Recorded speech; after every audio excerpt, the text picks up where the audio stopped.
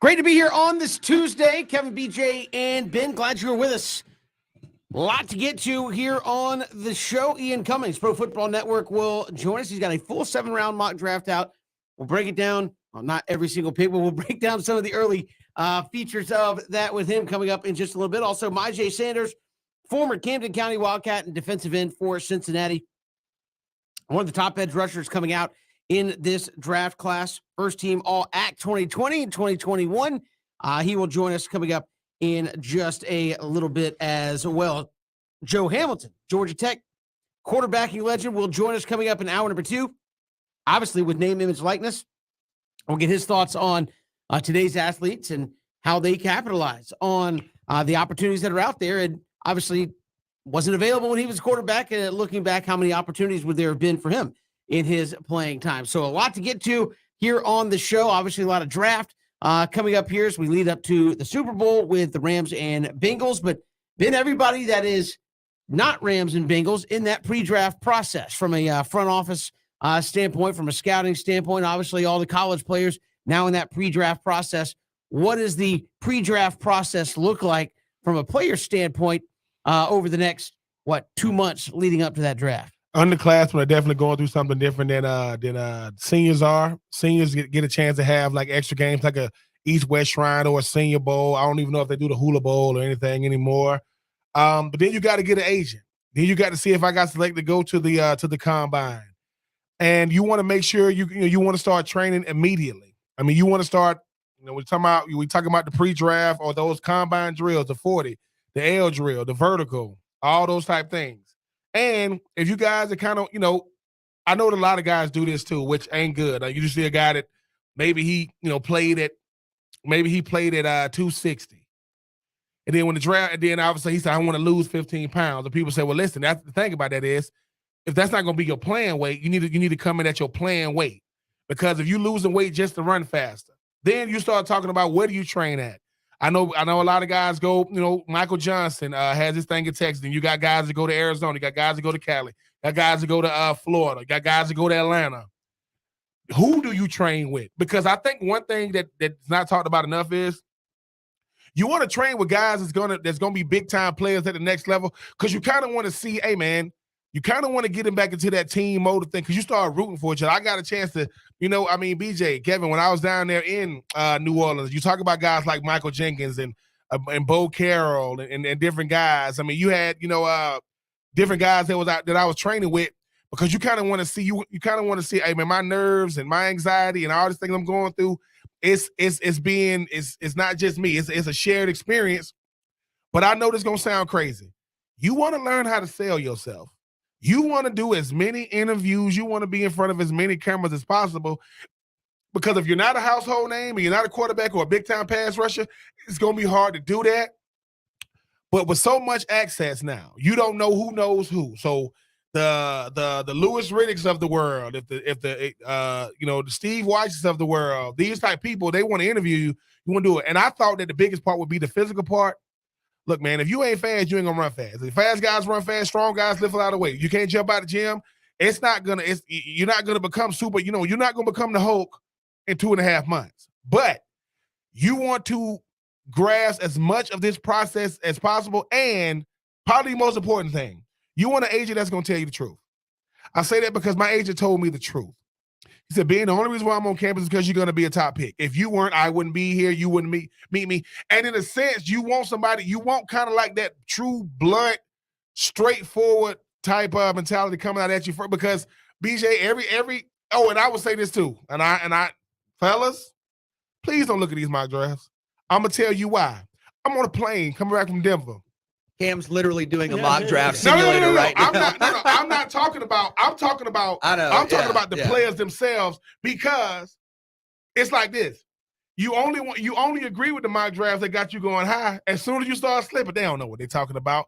BJ and Kevin, Cam, we've seen this enough to know. You number one today, you slipped the number 11 before the night is over, because everybody with a platform gonna have a mock draft. Maurice Jones, you have a mock draft. Terrell Owens got a mock draft now. So, but I will say, make sure you get your agent that's going to tell you the truth. Work out somewhere to where you're really working out. Don't go for the nice weather and the ambiance. Just go somewhere you're going to be working out. Take it serious because I'm telling you, this is the biggest interview of your life. And look, if I leave no stone unturned, I can live with the result because unfortunately, some of these guys, they've played their last down of professional football. They just don't know it yet. Well, something I've heard you talk about before that I think is really interesting because it makes sense, but I'm not sure it's something that we all would think about when you think about prepping for the draft is you say, hey, we got to go work out. We got to go train. And you've told me, I know you talk about it in the book, that you are training to get better at specific drills. You aren't just training to get better as a tight end or training to be in the best shape of your life for the National Football League. You are training to try to get down from 4.65 to 4.62 in the 40-yard dash. And you may think, well, you have 3 years of film. What does that matter? Well, it matters. I don't know that it necessarily should to the extent it does. But if you go to the combine, for example, and you run a 4.65 compared to a 4.6 flat or a 4.61, I mean, Kevin, we see it every year. That can be the difference in you having the pre-draft boost of momentum. That can be the difference of you're making some headlines. People are talking about you. And it's not just that, but the 3-cone drill, bench press reps, your splits. I mean, and I think that's really interesting that ahead of the draft, not only are you still trying to be a better football player, you're still trying to get in great shape, but you are making a concerted effort to try to get better and improve your measurables in specific drills that maybe we put too much of an emphasis on, but regardless, that importance is there, that significance is there. So a big part of the pre-draft process, right, is being as effective, as good, as dynamic as you can be in these drills. Yes, BJ, and look, I mean, we get too caught up in certain things that the players cannot control. Like, I'm sorry, but you're running 40 yards. You got fast, you got real fast, and you got ridiculous fast. That's what you're gonna fall into. 4.6 for most people, that's fast. You just ran 4.6. Now, depending on the height and the weight is gonna decide if that's slow. Tight ends, you running 4.6s, let's do it. Because that means you getting down the field, right? Tight ends that's running 4.4s or 4.3s like Vernon Davis, you're a freak. That's what you are. I think what starts happening, I think Ben Hartsock said the best, man. When you 6'5", you got to prove you cannot play. And when you are 5'10", you got to prove you can. Because you got to survive out there amongst giants. But I think the pre-draft process, I'm going to say this, it's not for the weak. It is not fair at all. Because you start getting singled out. Go to the combine. Hey, man, they calling out your name. Hey, Troop, you got 20 teams. You got 10 teams today. You got 10 teams tomorrow. You got 10 teams on the third day. If I didn't call your name, you don't have individual interviews. And that's most of the dudes in the room. Or people pulling you to the side talking about you go in to get your cleats. You're trying to get fitted for your cleats. Hey, man, we got Reebok over here and so-and-so over here. They want to talk to you about a cleat deal. They're looking at other tight ends like this. Y'all go over there. I'm telling you, it is about as cutthroat as it get.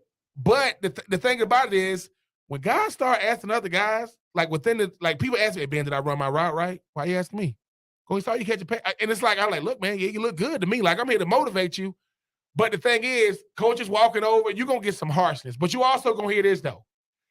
Evaluators will say this, Ben, we get paid to do this, but that don't mean we the greatest at it. Why? Because we are the same people that said Brett Favre wouldn't play a down in the NFL.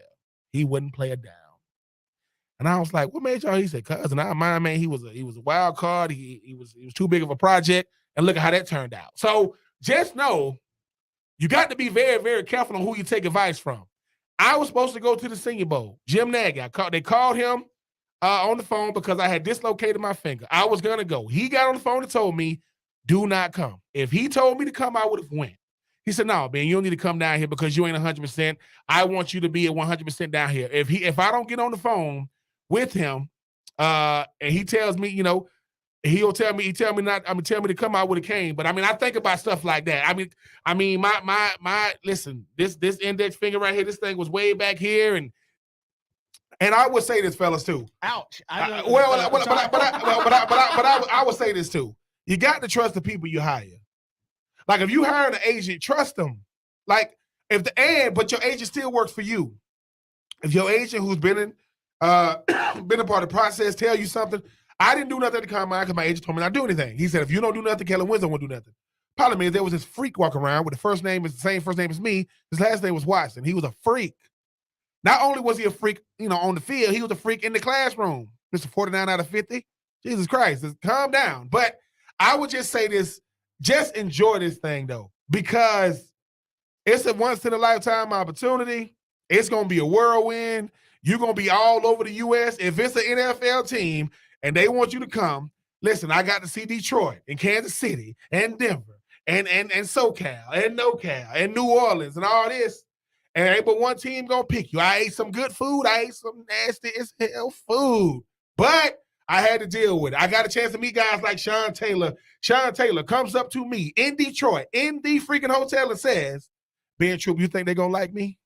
And I said, what? He ain't got his hair cut. He ain't got his dreads in his hair no more. I said, Sean, if they don't like you, I'm finna go back to the airport. If they don't like you, it's over for me. So and you realize too, man, you become fans of these guys throughout the process, man. Like we all vying. I want to be drafted. And I'm blessed that I was drafted, but I'm rooting for guys at Florida State, Michael Boyd, Greg Jones. I'm like, I was supposed to like y'all. But you realize, man, Chris Perry from Michigan and different guys. But I will say enjoy this process and just know, no matter what nobody says, it's only 250-some guys going to get drafted. It's a gazillion guys coming out for the draft. If everybody you talk to say, man, you're going to be a first-round pick, stop talking to those people because they are patronizing you. I'm telling y'all, you want to get drafted. And for those who think, you want to get an opportunity, this is what I mean. Wes Welker, 2004 draft, went undrafted. All those picks went by and nobody got him. And look how he ended up, right? And so all I'm saying is enjoy this process, have fun with it. But do know this, if you can't do nothing else, if you can't talk about yourself, and if you can't sell yourself to me, why should I buy you? They used to tell us that. If you can't sell me to you, why should I buy your product? And if you can sell yourself, you got a better shot of getting drafted because if you sit down and say, man, tell me what you like. I like food. That ain't going to work. That's not going to work. And unfortunately, you worked on everything in college. Height, weight, working out. Never sat down in that uncomfortable thing behind this mic. They used to drill us. We used to have to do 2 hours a day of straight interviews. And they would say, we judge y'all on the last ones. Not the ones that started in the first hour. That last 10 minutes. And we ask you, what are your weaknesses? You say something like this. Man, I'm Frankenstein. I want to get up out of here. That's going to be the difference of you not getting drafted. Because they told us we're going to send these things to evaluators. They were sending these. So trust me, fellas, you always be in the watch. Don't get no car if you ain't got no money. Just wait. And I'm sorry. And until you get a check, you are broke. I'm going to say this again. Until you get a check, you are broke. People say, what did you major in college? I majored in lint because I had a bunch of it in my pocket. So that's all I'm saying. Leave it alone. But I'm root for all these guys, though. We'll talk more draft when we come back. Ian Cummings, Pro Football Network, will join us when we come back. He's got a full 7-round mock draft up and running, and we'll talk to him about some of the highlights of that when we return here. 3 and Out, Southern Pigskin Radio Network.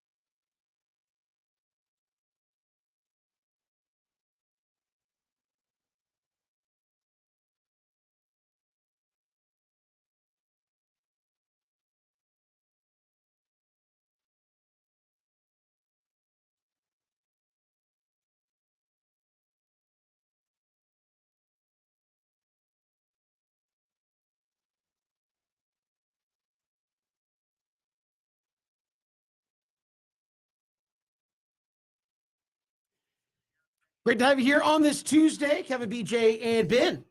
Super Bowl coming up on Sunday. The NFL draft right around the corner as well. Everybody else looking ahead to that draft, not named the Bengals and the Rams. Joining us here from Pro Football Network, Ian Cummings joins us here on 3 and Out. Ian, welcome to the show. How are you? It's done sooner. The Senior Bowl, obviously a hectic time where you get to watch prospects, live during the week. So, that took up a lot of time the last week, but it was a nice experience getting to get an up-close look at prospects at different positions. I got to watch the trenches, which I think both the Jaguars and Falcons could have a vested interest in come draft time. So always a valuable experience, but happy to be on. Absolutely. I appreciate you coming on. And how deep are those guys in the trenches in the field this year in terms of talent, in terms of first-round talent? How much offensive, defensive line talent are we expecting to pull out of this draft class? Well, I'll tell you what, man, it's a special defensive line class. And I think that was visible at the Senior Bowl. Seeing the amount of talent. I think throughout the entire week, you could say that the defensive line pretty much had the offensive line's number. There were a few nice reps from the offensive linemen for sure, but you could tell the talent, it's definitely the talent pool is deeper on the defensive side of the ball. You look at guys like, the headliners at the very top, Kayvon Thibodeau, Aiden Hutchinson, David Ajabo was a very good player this year, George Karlaftis. But even going down the line, guys like Jermaine Johnson, Boye Mafe had a dominant showing in the Senior Bowl. You got guys like Mikey Sanders, Arnold Ebiketie, Kingsley Enagbare. The list goes on. There's over a dozen edge rushers that could be in contention for a day 2 pick. And I think they're worth it. It's a very talented class with a lot of different flavors. Going to the interior line, too. There's guys, you got DeMarvin Leal, kind of that versatile guy who could go edge or 3-tech. You got Travis Jones and Jordan Davis, both guys who, if you're looking for a nose tackle who can 2-gap in those odd fronts, they got the ability there. But then Perrion Winfrey, he was the Senior Bowl MVP.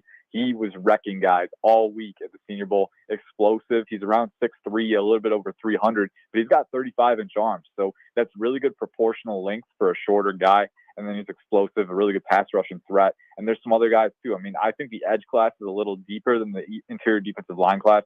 But I think this is a great class if you're looking to add more talent on the defensive front, because as we all know, generating pressure and clogging those gaps in run defense, very vital for defensive success. And on the offensive side, there's talent too. Evan Neal, Ikem Ekwonu, Charles Cross, some of the best tackles in this class. But there's a lot of interior line talent too, and a lot of versatility as well. And I think we saw that at the Senior Bowl. A lot of guys were mixing and matching from guard to center and showing that they can fulfill different roles.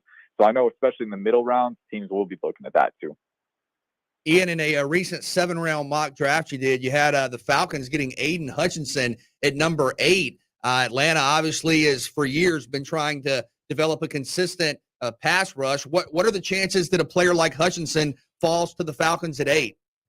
Yeah, and to be with these mock drafts, I always like to play through different scenarios, right? And I think I wrote for the Giants pick beforehand, Joe Shane going to the Giants from the Bills.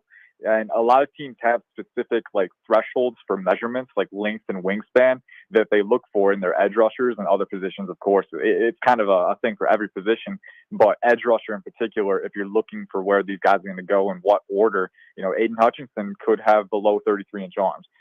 So that is a threshold that some teams want players to meet. And personally, I think it's an ancillary factor, but it's not something you weigh too heavily. You got to look at the player and his abilities and whether he transcends that. And I think Hutchinson does. I think you look at him, he's got good explosiveness off the line. He's got good flexibility, but his speed to power can be brutal, man. He gets inside your torso. He can drive you back. Super twitchy rusher with violent hands and that all-out motor. We saw that all year. So I really think the talent kind of outweighs that. But as we've seen in the past, some teams do weigh that heavily and will take different prospects over a guy who might have more media buzz because the other prospect actually passes their threshold test. So for me, that was the factor that went into Aiden Hutchinson falling there. Ultimately, if you're asking me point blank, I don't think it happens. But as a person who writes mock drafts, and I write one once every month. So my job is to run through different probabilities. You never want to be locked into one scenario because as we've seen in the past, we never truly know what's going to happen, so playing through that probabilities is key. I think if Hutchinson is there, I think you really have to consider taking him out. I bet he'd be the top player on the board if he is there, and he'd immediately fill a need, like you said, needing that consistent pass rushing presence. I really like his run defense too, even without, elite length. I think he's very good at, clogging those gaps and kind of holding strong and keeping his balance. But if he's not there, I do think there's other options as well. And some of those guys kind of lingered around that position in the mock draft. I think David Ajabo, if he's there, could be a guy. I think Jermaine Johnson, after his dominant Senior Bowl showing, he could be a guy who rises into the top 15. Top 10 might be a little rich for him, but, never say never. Clelin Ferrell went number 4 overall. No one expected that. So, teams think about these things differently. And so if you're doing these mock drafts, you have to be open to different outcomes. But David Ajabo, he's very athletic. Again, the upside is really gushing with that guy. 6'5", 250, great explosiveness, lateral agility. Trayvon Walker could be a guy from Georgia. He's a little raw. He's got some work to do on his technique, and his pad level at times can be a little too high, which allows guys to get under you and get superior leverage. But he's another guy. He's got the burst, and he has insane power capacity with his length. So Trayvon Walker, David Ajabo, George Karlaftis, just a few guys that could be in play if Aiden Hutchinson isn't there. And then speaking of guys, you talk about second-day guys when you first came on. You got the Falcons potentially getting Matt Corral in the second round. I know that Matty Ice is going to be there at least for a year, maybe another 2 years. But talk about what getting a guy like Matt Corral could do for a franchise like Atlanta, who at a certain point you're going to have to go out in the draft and get your potential replacement.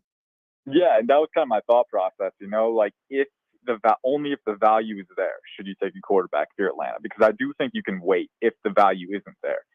I think especially next year, that class, you never want to jump the gun and say a class is guaranteed to be better. But looking at CJ Stroud and Bryce Young coming next year, those guys are both very good. And having studied their game a little bit preemptively, I can say that they could be QB1 in this class if they came out this year. Obviously, they weren't eligible, but just the comparative exercise, those guys are really good. So if you have an eye to the future, if you think you can, withstand another year with Matt Ryan, just kind of ride him out and then get one of those guys next year, don't feel like you have to force it in this class. But if a guy like Matt Corral falls in round 2, then you're getting a guy with that upside at quarterback to potentially take the reins from Matt Ryan for a lesser cost. And for me, that opportunity cost analysis is kind of what played into that. I think if you're Atlanta, and I think if you're Matt Corral, I should say, looking at the Senior Bowl, the 5 of the 6 guys that were at the Senior Bowl could be first-round quarterbacks. We're looking at Kenny Pickett, Malik Willis, who had an outstanding week, Sam Howell, Desmond Ridder, Carson Strong. All of those guys have the talent to be in round 1. And Matt Corral not being there, don't get me wrong, I don't think anyone ran away with the week, but teams go through interviews. They get more familiar with the prospects in that week, and Matt Corral not being there, and he couldn't be there, he wasn't eligible. But, not having the opportunity to get closer to the teams and to familiarize yourself with them, some prospects might have won over teams at that Senior Bowl, and Matt Corral didn't get that chance. So that could, combined with, too, he's also got a smaller frame for quarterback, which for me personally, I don't weigh that super heavily unless you have durability issues, which Corral has had. He's had that in the past. So you have to take that into account too, combining the factors. I feel like at least one guy is going to fall in this class. I think there's going to be 4 or 5 in round 1, but one guy is going to fall. It could be Matt Corral after the Senior Bowl, after all 5 other guys had a chance to show their talents on a live stage. But, ultimately, I'm not sure it gets to that point just because the positional value of quarterbacks, we've seen time and time again, even in weaker classes, it's going to drive them up. Teams always need quarterbacks, and, they're willing to take risks on guys if they've proven that they might be worth the investment. So, I don't think it happens, but it could, and if it does, what does Atlanta do then? I think if he were to fall, you take him, but unless he does, I don't think you should trade up. You shouldn't force it, because like you said, you've got Matt Ryan. You can ride him out, and especially with that roster needing a lot of blue chip talent on both sides of the ball, this year might be just a great year to restock and then wait until 2023 to reload a quarterback. But, that's what it is. We're playing through different scenarios, and that was just one that kind of came up. Ian Cummings, Pro Football Network, joining us here on 3 and Out. Certainly, Ian in Jacksonville, they've been a mess. Finally got Doug Peterson in as their head coach. We have Evan Neal going number 1 overall, still showing, obviously, tackle a high-profile position. Do you think that one's just going to sit pretty solid on a lot of people's mock drafts until the draft gets here? I think so. I think it's slowly been trending toward that point. If you're Jacksonville, I think, there's a couple different ways that you could go with that number 1 pick. But I do think, the thing that should be cheap in your mind is protecting Trevor Lawrence after the rookie year he had, showed promise, but kind of in a fragile state right now where, you're really trying to take the next step next year. And he needs to put in the work. And I think he will. He's got the talent, he's got the mentality, but at the same time, you also need to adequately support him. I don't think he had enough weapons, and I think the protection. There's going to be some changes coming this year. You got to make sure you get the talent up front to protect him and make sure he's comfortable, make sure he's safe, make sure he can get through his reads, and have the necessary comfort to withstand and undergo growth. So I think looking at that perspective and that side of it, I think Evan Neal is kind of the front runner for sure. I mean, you look at the talent, Evan Neal is definitely worth it, right? I mean, 6'7", 360. The guy's a freak athlete. I mean, his box jump video from a few months ago, I mean, he's going to test out of this world at the combine, and it shows up on tape too. He's super violent off the snap. He's got insane power in his hands. And for his size at 6'7", 360, I mean, the guy's huge, but he moves really well. He can lower his pads, can bend his knees. Sometimes with taller guys, you worry that they bend at the waist a little more. They're a little more stiff laterally, can't always recover when guys get under their frame and get around them.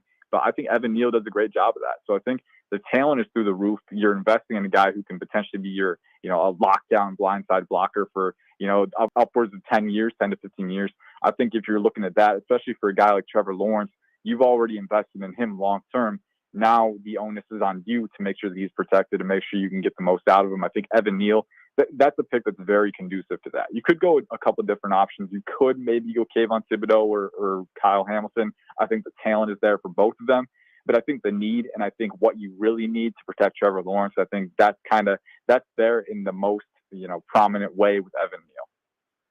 We're actually going to chat, Ian, with Mikey Sanders coming up in just a few minutes, the edge rusher out of Cincinnati. I know you have Jacksonville taking him at 65 overall in your latest mock draft. What type of player is he, and how much did the Senior Bowl potentially boost his profile even more?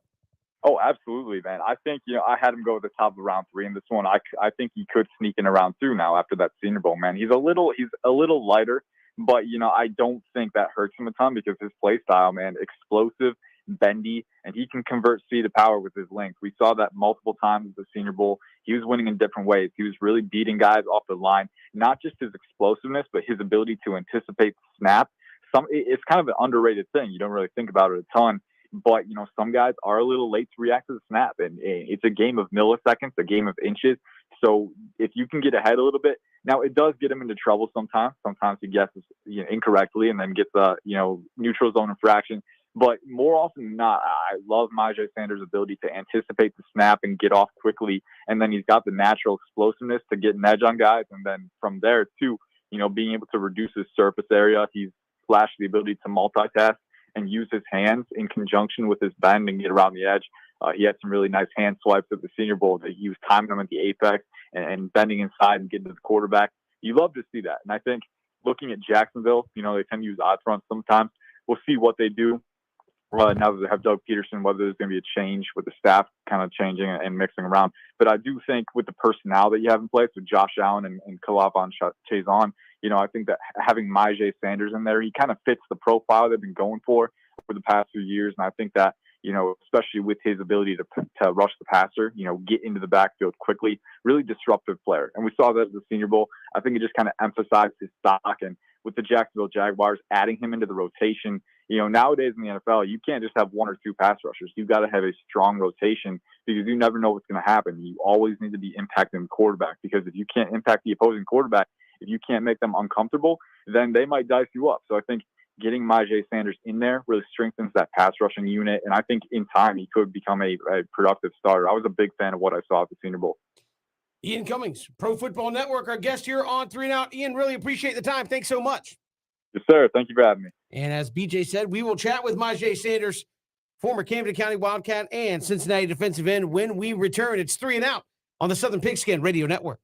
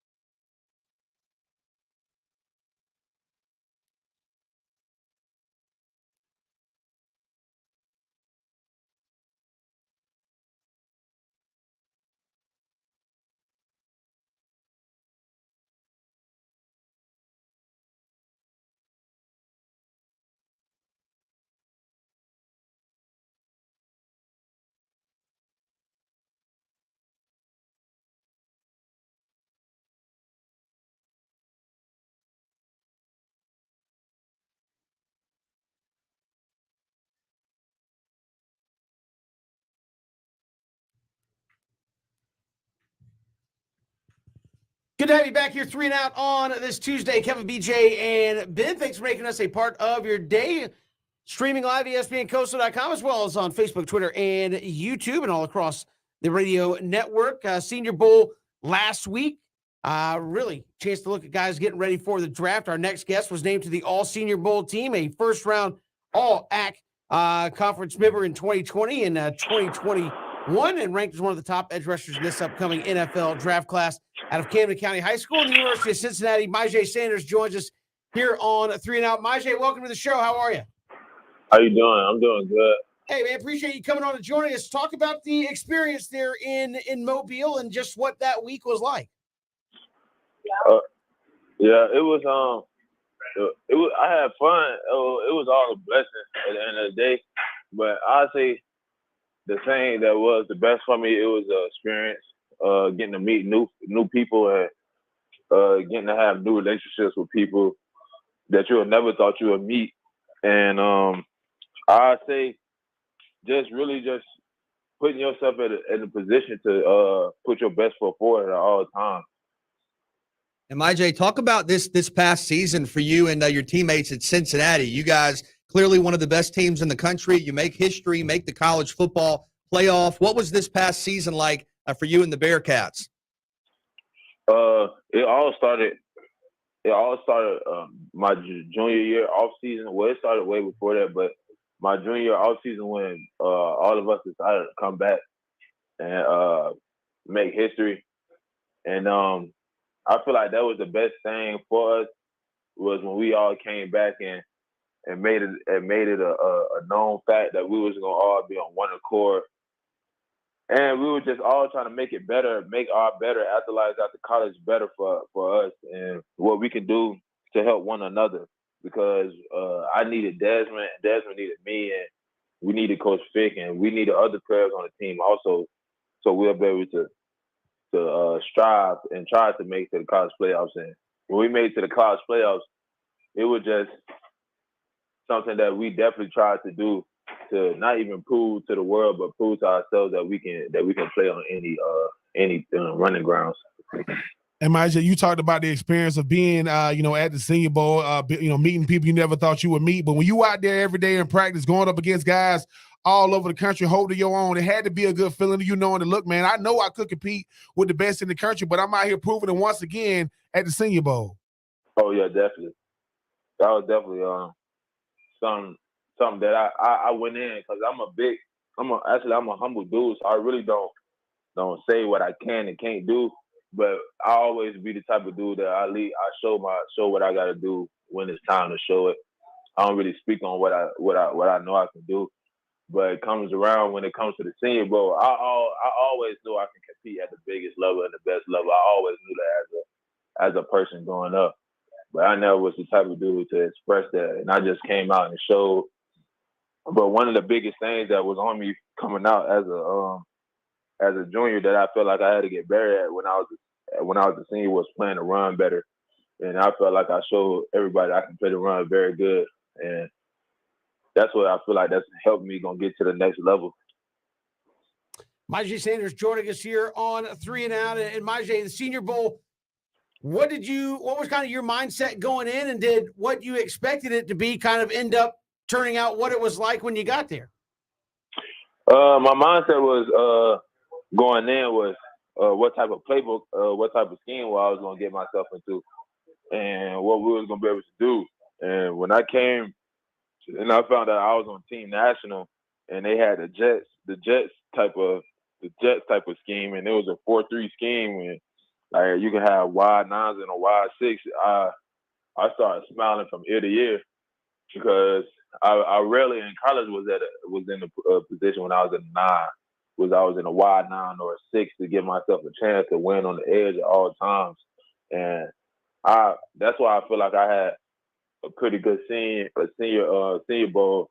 And also when my mindset was going in, like I said again, like playing to run, because that was a big thing on me. And when I was playing to run out there, I feel like I lit up the camp when I was doing that, and everybody was paying attention. And you just can't miss about the interviews. I feel like I did great in the interviews. I love the interviews, talking to the scouts and stuff. And I feel like that was another big part of the Senior Bowl that everybody miss out and leave out. I know when you're a top draft prospect, a lot of pundits, a lot of analysts talk about you. They say this is your best skill set. This is what you're going to do at the next level. In your mind, describe yourself as a prospect. What are your best attributes as you get ready to debut at the next level? I always start off with saying the passion of football that I have.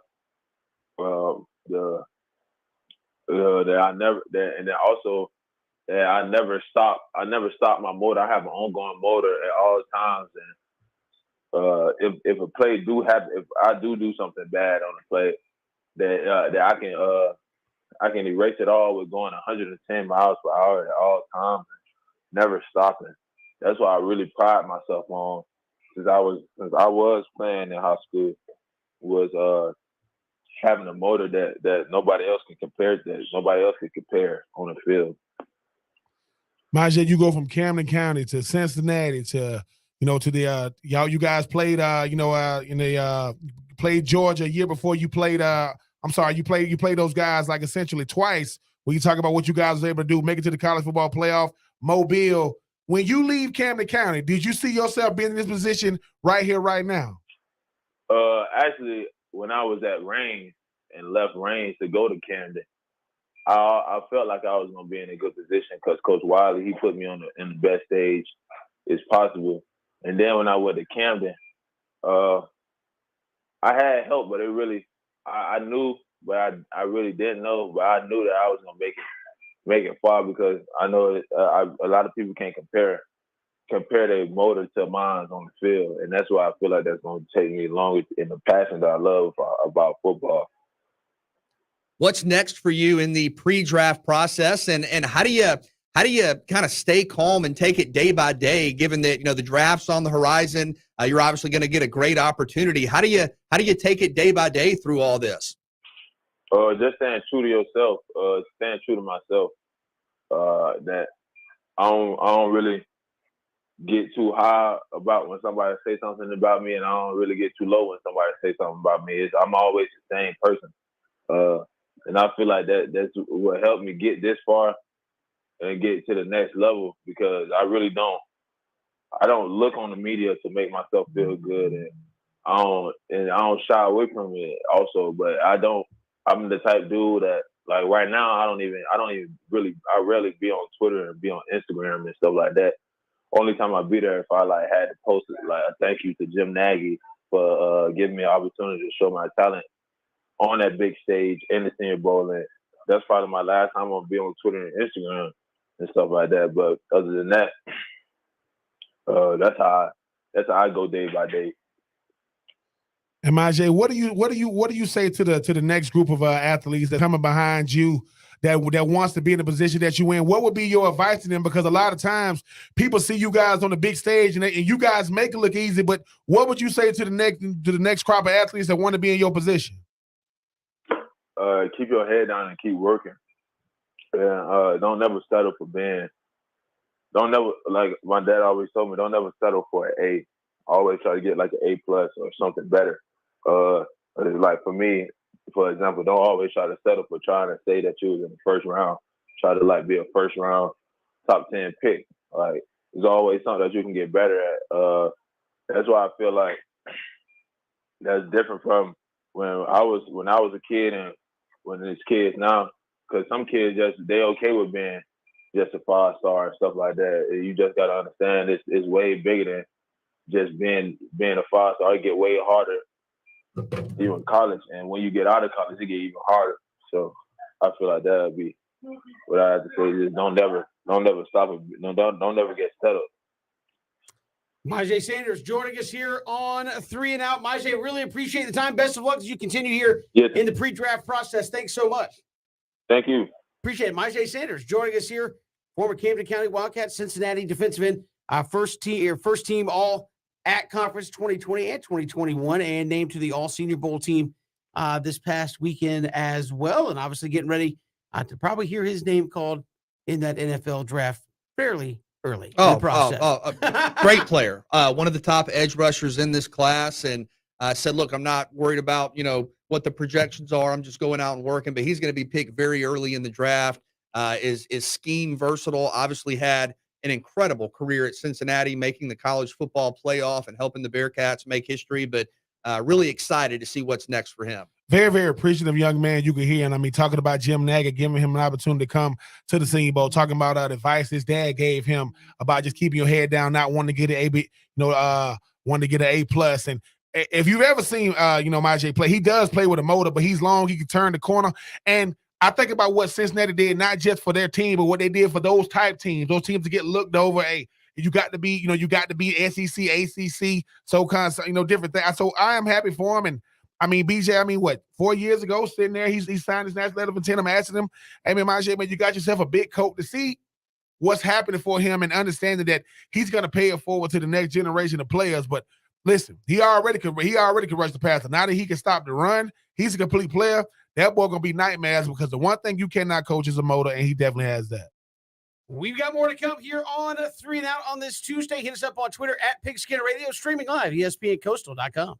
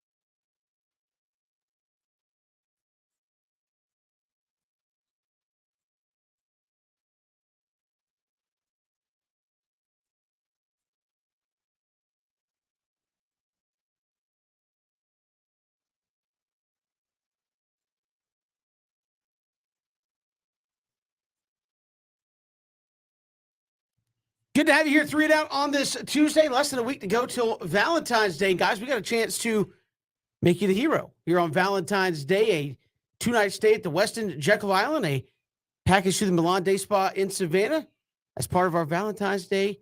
All giveaway. together. You get all that, together, right? Yeah, all together.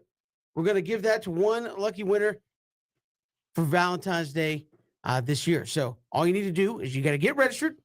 We're going to get you into a group of finalists, and we will pare it down from there with some great Valentine's Day stories. So give us a call right now, 912-342-7184, 912-342-7184. Get registered, and you could be in the running to win 2-night stay at the Westin on Jekyll Island and a package there to the Milan Day Spa. Get pampered, have a nice place to go relax. Man, it's a win-win. It's something that both of you can enjoy. Okay. And isn't that really what Yes. the spirit of giving is all Yes. about? And there's Kevin What Thomas. it is? It's the spirit of giving. What? I mean, massages. I mean, hotel stays at the Westin on Jekyll. I mean, that's a swag. That's a Valentine's swag bag. Awesome package. Yep. So give us a call right now, 912-342-7184, 912-342-7184, and get in on the Valentine's Day giveaway. Going to be a whole lot of fun. We're going to give that away coming up on Friday.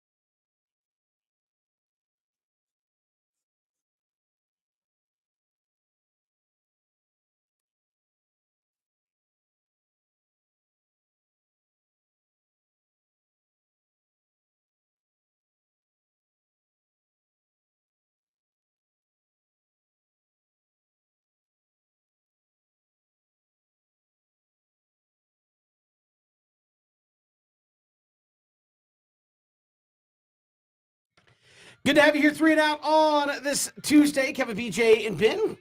Glad to have you along here. A lot to get to this hour. Joe Hamilton, Georgia Tech quarterbacking legend and runner-up for the Heisman, will join us coming up in just a little bit. We'll talk to him about name, image, likeness around college athletics and what it would have been back in his day and where he sees that going for current student athletes, given how it's exploded really in the last calendar year or so. We'll get to that in just a little bit. But first, let's take 3 here on 3 and Out. All right, fellas, Tom Brady tells Jim Gray, quotes, it's going to take things as they come. Of course, when you got money like Tom, you take things like that. I think it's the best way to put it. I don't think anything. I never say never. At the same time, I know that I feel very good about my decision. I don't know how I'll feel in 6 months from now. Is Tom Brady coming back? I mean, I think that quote kind of leaves the door open in some respects. I mean, I think if you were completely done and you didn't think you were going to come back at all, you could just say, no, I'm good. I had a pretty good career and I feel like I'm done. But it says never say never. It says I don't know how I'm going to feel in 6 months. And I know, Ben, you've talked about this before. There really is no off season in the National Football League. The off season, the preseason, I'm sure that's in some ways very grueling, not quite like the regular season, but very difficult, especially when you've done it for so long. Do I think there's a situation potentially where he could come back, the right set of circumstances for the right amount of time, win a championship, given what that quote says? Yeah, I think it's possible. I don't think he's coming back. I think what happens is too, right? I mean, he's done the same thing for 22 years. He knows nothing. He spent most of his adult life. No, he spent all of his adult life in the National Football League thus far. And let's face it, he's at home with the wife and kids, and that could be a little daunting. He's not used to spending that much time with them. At a certain point, he get up out the house, he got to go. Now, Tom, Giselle, go get the bags. Go get the kids. You want to take them to school. And look, let's face it. He's going through a little bit of an identity crisis. He's Tom Brady, the greatest of all time. And now he's Tom Brady, in Whole Foods, shopping for cilantro smoothies. He's tired of making them. I mean, it happens, right, Kevin and BJ? Like, you've done the same thing for so long. Everybody wants to retire. We just don't know what retirement means. We think retires kick your feet up. Nope, not when you got kids. They got school. I mean, Kevin, we were talking about something in the break. Potentially getting dogs. You was like, nope, not if we got children in the house. Tom Brady, unfortunately, BJ and Kevin, he is experiencing being a regular dude now. He's still Tom Brady, but this is what guys do every day. So I would say he's just dealing with that right now. But Giselle said, look, I gave you 22 years, dude. Come on, man. I'm going to need you to start doing your part. I think, and let's face it, he kind of liked the attention he's getting. He liked the fact that everything he said, oh, you heard what Tom said. I don't think he's coming back. I think he'll be just fine. I mean, I think I would like to have the Tom Brady regular dude experience. Of course. You would love it. I mean, I'm a regular dude. I got my... Some people talking about the size of his house. They were talking about how big his house was. Yeah. I'm like, well, which house? In what state? No, I mean, I think Tom Brady's not coming back. I mean, Tom Brady also understands how media works. You kind of float things out there and say, yeah, maybe I'll come back, maybe I don't. And that gets put out there. And who knows? Maybe a team reaches out and says, is Tom really interested? And you never know. I think you never say never when you say stuff.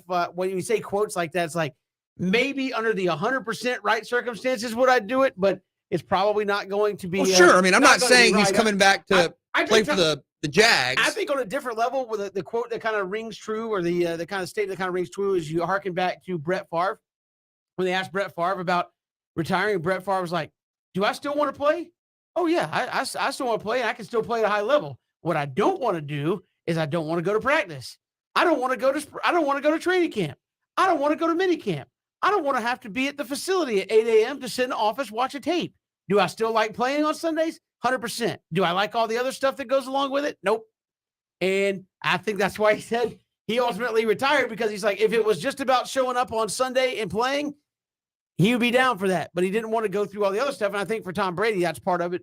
As Ben kind of said with your face, like, all right, I don't want to get up 6 days a week, go to the facility, watch tape at 8 a.m. I don't want to get up and go run shells in practice. I don't want to go do some of those things. Do I want to play on Sunday? Yeah. Can I carve you up on Sunday? Oh, yeah. Just like what I just did.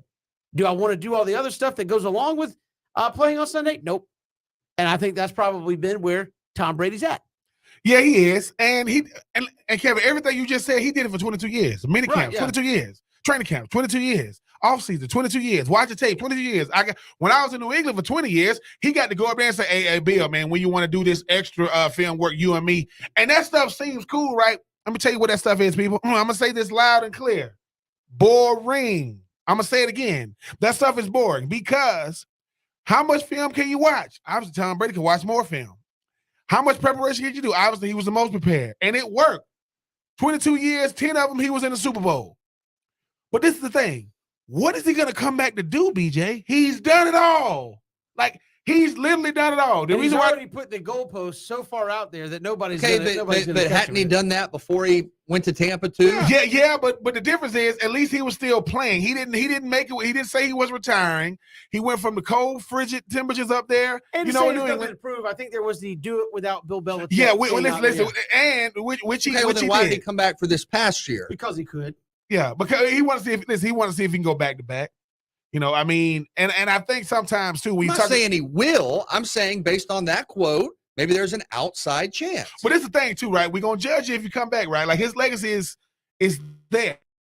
But don't Michael Jordan, Washington Wizards this thing. Don't come back and then get the hell beat about you. And then somebody got to take. No, Tom is cool. He got a bunch of commercials now. He's all over TV. He's fine, man. He's fine. It's fine. All right, moving along. Take two. Some trades going down in the NBA. CJ McCollum going to the Pelicans in New Orleans. How much better will he make the Pelicans, currently the 10th seed in the West? Well, I mean, gives you a backcourt scorer that is averaging over 20, can shoot it from beyond the arc, can attack the basket.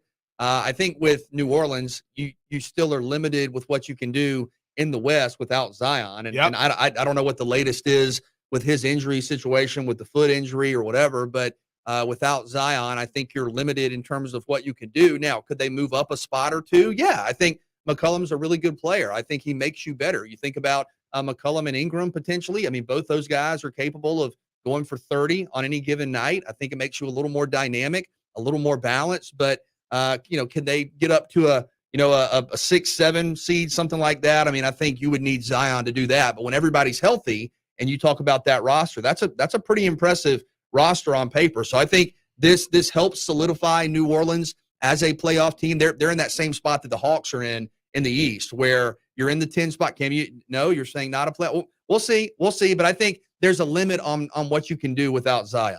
It's the thing about CJ, man. CJ is good, man. When he is the co-star, not the star. They're trying to make CJ go to more of a starring role. That is hard to do. I mean, and listen, CJ, like you say, BJ, it's one thing to give you 25 when I don't have to. When I'm not, it's not dependent upon my 25 to get the team going, the offense going. You don't even hear about New Orleans. Like, it's like with Zion not being in the lineup, they don't talk about him. They don't say anything about him. CJ, number one, I don't know what he did to get traded. It ain't his fault. But CJ is going from a team like Portland. Now he got to go to a team like New Orleans, to where like you see him and Ingram, they could be a nice backcourt. They could be really, really nice. But we talking about scratching and clawing to even make it. They're probably gonna have to be a play-in team. CJ is going because he's a professional, not because he want to go. He wish he could just, he wish he could just go there. They just buy him out so he can go to another squad. He don't want to be in New Orleans, man. When the last time somebody said it out loud? I want to go to New Orleans. Talking about the Pelicans, or you talking about the French Quarter? You want to get some beignets, or you want to go play for the squad? So I would just say I feel bad for him. He gonna go out there and do his thing, but he makes them better. But how much better? 6, 7, play-in game, yeah. Middle of the pack in the playoffs, I don't know about that, but I do see him making the team better. All right. Yeah, I mean, again, I think he's a good player. Is he a over-the-top player? I think, as Ben said, he's kind of more the Robin to somebody's Batman out there. And that's how he kind of excels at the end of the day. All right, moving along. Take 3. What matters most, in your opinion, in draft evaluation?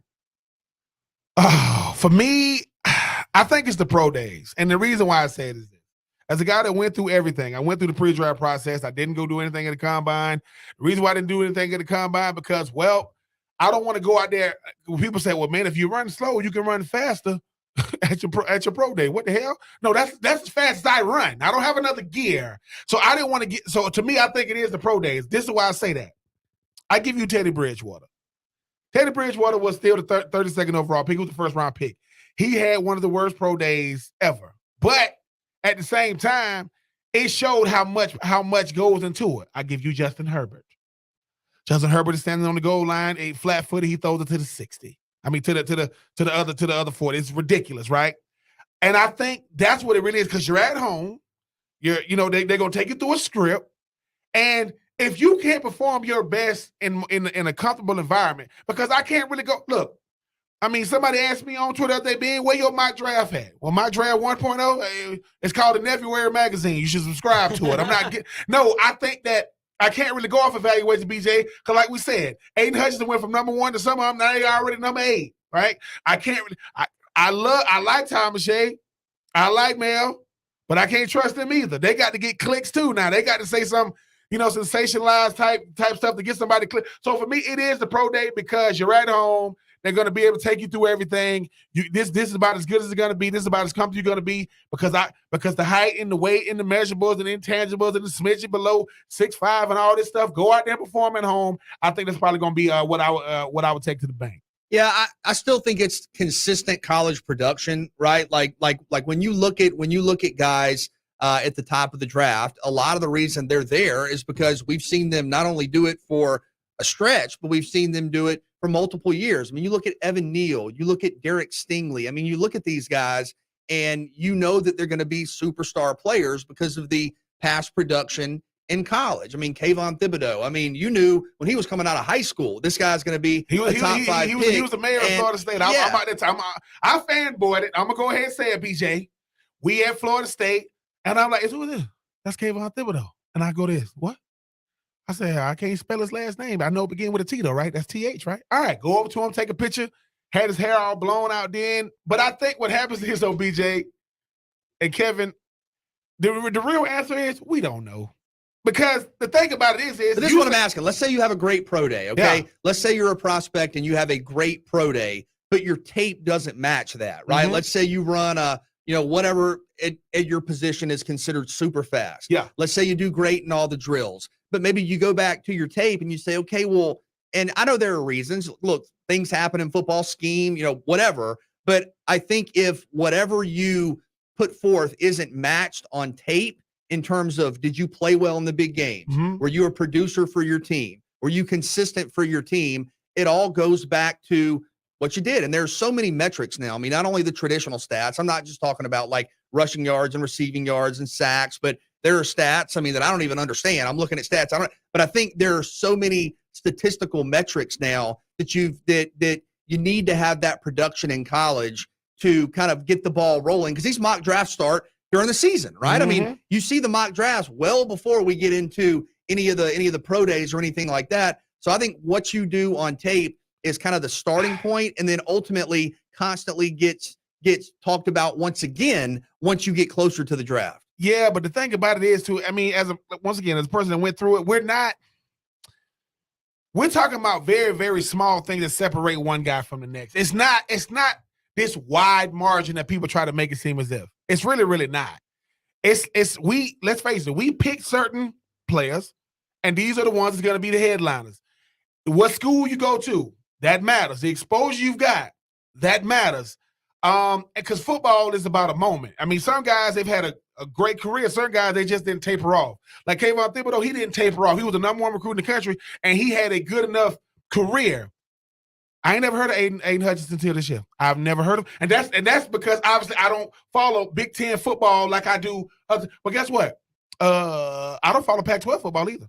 I knew who Kayvon Thibodeau was. So that's the dangerous part. Certain guys, they walk in, they look like Tarzan. Oh, he looked the part. But that Johnny-come-lately stuff, that stuff is scary. Because when people say, well, don't watch this film, well, why not? Like, I got evaluated on my worst film, and I had to sit there and talk about what's going on this play, what's going on that play, because if I can't answer the hard questions, I'm like, oh, man, that was just one of them games. Well, that's Kentucky. Well, you got to talk about it. So I think that it has to be a pro day. It's like this. Are you a better basketball player, BJ, at the Y or at your house?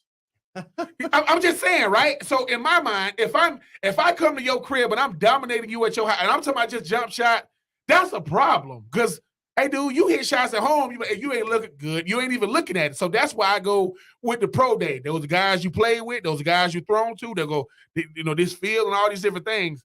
The combine is like something extra. You go out there and ball at the combine, you something serious because you are faster, but man, it's something about everybody watching you and you're on TV, and then they go Rich Eisen, he gonna do his run. It was, and I didn't want to have something bad to evaluate, and it's one thing to do well, and I'm done. I perform bad, and now I got to run fast. Well, it would be you ran a 4.9, at the combine. What you think you're gonna run now? Hopefully a 4.8. At home, no. Pro days, if you were senior, these senior bowls, guys like Majay got, but that's still a very, very select group. And understand this, there's nothing you can do about the hype train. If you got a guy that got the hype train behind him, don't take it personal. I'm just saying there's nothing you can do about it, but go to your pro day, go out there and show out. If I'm evaluating for the draft, I'm looking at the game tape, 100%, or maybe not 100%, 95%. Mm-hmm. The stuff you do at the combine, don't care. But you're going to hurt yourself too, though, Kevin, though, with that. I understand you can, but Ben, did you run at the combine? I did not. Why not? Because, well, this is what happened. Once again, I had my agent, Joe Siegel. Joe Siegel, my agent. I only had one. I know guys was in the league, same amount as me. They had 10 agents. I had one agent. He told me, he said, listen, don't. He said, because you don't have to. Well, let me ask you this. With Trevor Lawrence, mm-hmm. after his career at Clemson, last number one pick, did you need to see him excel at a pro day? No. But this is the thing too, right? This is the thing about a guy like Trevor Lawrence. When has he not been elite? Like certain guys, they got elite once they got into a certain system. Jalen Hurts, for example. Jalen Hurts, when he was at Alabama, he was winning games, but it's Alabama in that machine. Man, he go up there to Oklahoma, he throwing that thing, right? So certain guy, I get that part too, but this is another thing you don't want. You don't want to have okay college career and you go out there and kill it in them drills. Because I know guys, they great at doing drills. Well, Darius Hayward Bay was one of those guys at the combine. Yes. But my whole point about that is, and this is why I know we got to go. I'm a tape guy. Is game speed? That's full speed. I'm in the NFL. I can look at you playing Southwest Louisiana State, and I can look at you playing Florida State. I can look at you playing, a Citadel. I can look at you playing Ohio State and see how those performances compare and contrast against one another. Also, you are not running 40 yards in a straight line with no pads on. You are also not standing still and jumping straight up in the air, again, with no pads or helmet on. And I also think you get guys that aren't good test takers. You get guys that aren't good practice players. You hear that all the time. Because, this guy sucks at practice. But, man, you get out there in the game, and it's like a whole different guy. And there are guys that I'm saying, okay, so what is the combine? That's like practice. How much can you rep? All right. Are you getting physically beaten on the field day in and day out? No, you're doing okay. I feel pretty good about your physical fitness level. If I have concerns that you might be lazy, I can figure that out talking to coaches, talking to you, and things like that. But I'm looking at the tape as far as I'm evaluating a player. How did you shine or not shine when the lights were on? When it was full speed, there's no excuse for not going full speed. There's no reason to, I'm taking a rep off. There's no excuse for any of that. You had helmets on. You were tired. Everybody was tired. And you still had to get out there and run. Are you accelerating away from people in the fourth quarter when you're all tired? It's crazy. All right. Let's take 3. We're way over. We'll come back. We got to get to Joe Hamilton. He'll join us next. 3 and Out, Southern Pigskin Radio Network.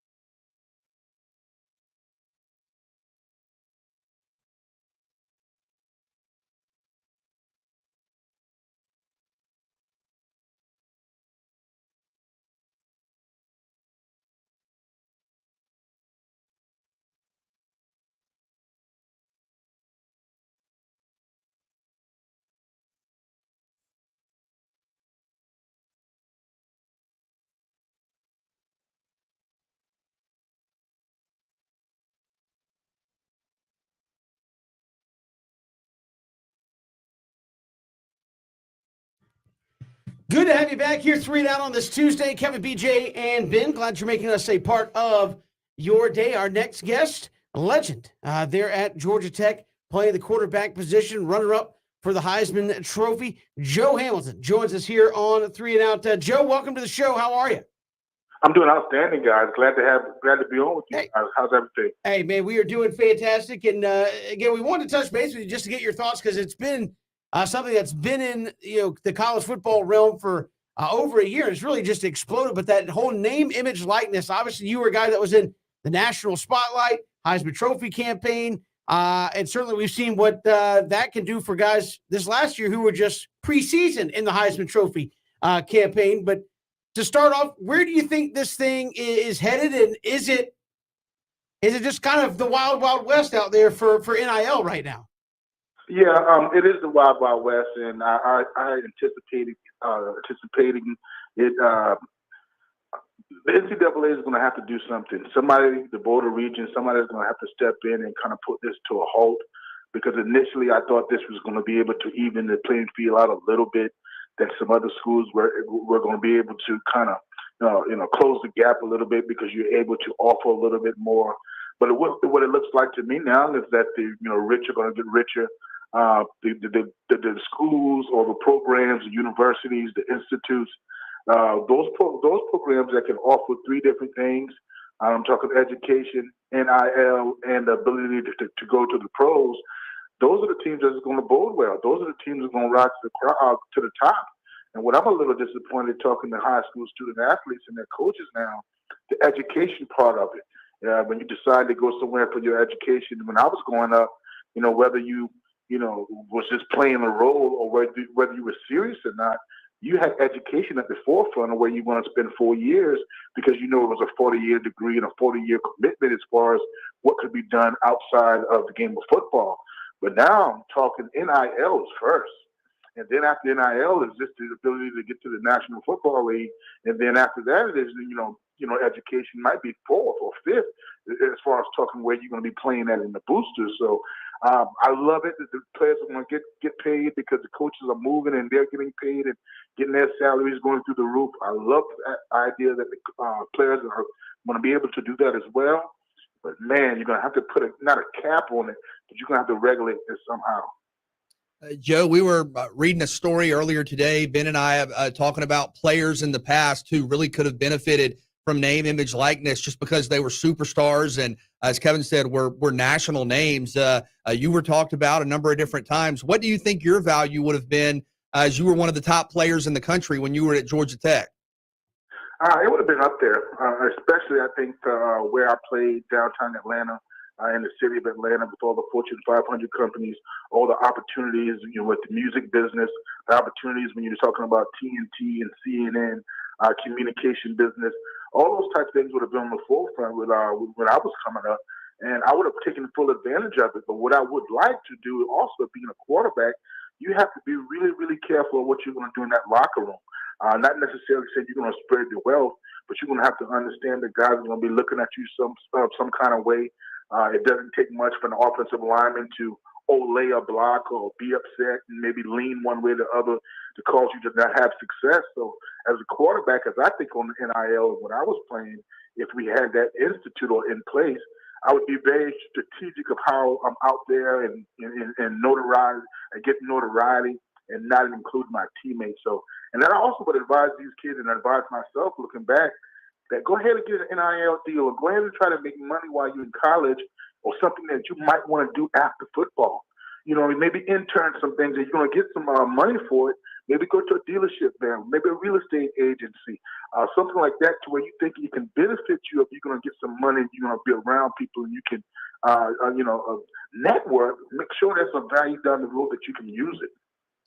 And Joe, even adding to that, I mean, you talk about the fact that you are the headliner. So the quarterback's supposed to get the most. No matter what, you're going to get the most exposure. You're going to get the most notoriety. But think about it. You just mentioned you in downtown Atlanta. You can only do so much with your schedule. So with you getting yours, you could have potentially deployed some of the influence. And say, look, man, I got some old linemen. I got some other guys that you guys can potentially do NILs with because, like you said, You can only do so much. You want to be able to show your teammates, look, when I care about what you guys do for me on the field, I'm going to try to do my best to take care of you guys off the field. You're absolutely right there, Ben, because I remember when I was in college, even walking on campus and even going to events, and I would stand out, and people would ask me for my autograph, and I would be with some of my teammates, specifically my offensive linemen, and I would say, hey, no. If you want my autograph, make sure you show some love to these guys, these wide receivers, these offensive linemen. Make sure they get a piece of their pie and gratification that they're part of a team. It wouldn't be no Joe Hamilton doing what I'm doing if it wasn't for my teammates. And I anticipate and I would hope to say I would do the same thing when you talk about NIL deals. That I might take a little less, or I might decline somebody to endorse them if they didn't want to include my teammate. If they didn't want to have somebody else get a piece of the pie, I think it's always big team, little me. So that's going to always be my deal, and I encourage these student athletes, and especially quarterbacks, like I said, to encourage your teammates, make sure your teammates are included. And we all know money allows you to play harder. It's a great motivation. So your sky's the limit, and your team going forward is the limit if they think they can get paid for doing what they're doing on the football field. Joe Hamilton joining us here on 3 and Out. And Joe, you look at the NIL deals here in the early stages. How do you think this thing has evolved relatively quickly? Before the season, we had, hey, we're going to give guys a national. Some guys are at the top are going to get a national deal. DJ Uiagalelei got one at Clemson. Some of the other guys who were Heisman front runners. Now it's kind of like we've seen guys at schools, and they're all over the country now saying, if you come here, this is what you're going to get. And not necessarily I don't even know if it's got marketing tied to it, but Miami, hey, these 7-8 Miami guys, this is what they're going to get to be affiliated with our business. And you have people coming out saying the whole point of this is to get them to stay at Miami, not necessarily to benefit our business. Is there a return on investment we're seeing with these? I mean, even in major marketing deals, there's got to be some kind of ROI, or is the ROI simply don't care about the business? What can you do on the football field or the basketball court or what have you? Yeah, it's a touchy situation because I think, like we've known, Ben and I played, back in our day, and we all know or we all heard that there were bag guys, BAG, and people were getting paid. Schools were doing different things, but it was illegal. And now with this NIL, recruits should, and head coaches and schools shouldn't be able to tell a recruit what they can do for them. They can actually say, look at this player, or look at Bryce Young, or look at, Caleb Williams, and see what they're doing, and maybe you can be that person. But you can't promise anything as far as NIL money going into a guy's living room and telling them that in high school. And when you look at Texas A&M, they're already guaranteed their offensive lineman $50,000. There's no coincidence there that they got the number one, recruiting class in the nation. And no, they're not cheating. They're not cheating, but right now they're maximizing the holes in the NIL right now with all of that oil money and all that money they could put into the resources and build that school up like that and spend money on student athletes. That's an advantage. So I didn't think it was intended to go this way. I think it was intended to when you get on campus and you show and tell and you're able to lead your team and you are marketable and you're doing some of those things, then you get rewarded. But what I'm seeing now, when you talk about a guy Ewers, who went to Ohio State, I mean, he was a third, fourth string quarterback and got one of the biggest deals. He wasn't on campus more than 3 months. Now he's going to Texas and the same thing. Now I don't want those student athletes. So what's going to happen is some student athletes now, they're going to ruin it for other student athletes because some of these corporations are going to say, hey, I'm not getting my bang on my buck. You look at the top 3 guys last year, DJ Uiagalelei, like you said, Spencer Rattler was top notch. Even the guy Sam Howell out of North Carolina, those guys were the top notch guys that got deals, but their performance didn't live up to it. So I'm starting to wonder where down the road or where down the line does corporations and some of these guys or some of these big deal guys are going to say, ho, make sure you show and tell and make those guys sign something to say if your play kind of drops off or you're not getting a return on our investment, we need to go another way. Joe, what's next here? Because this has all happened so quickly. Do you think they're going to try to streamline this in some regard? Does it take a couple of years for a market to establish itself? What do you think happens next?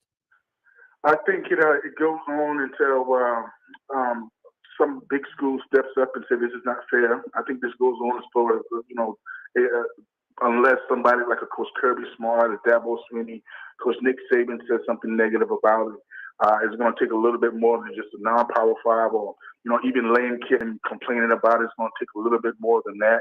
But I don't want it to necessarily change that much, and this is the reason why. When you see coaches moving like Brian Kelly in the middle of the night, not telling his recruiters that, he's going to, he's got an assistant coach in a family's house and he doesn't know you're leaving. When you get some of Lincoln Riley leaving from Oklahoma, a really good job going to USC.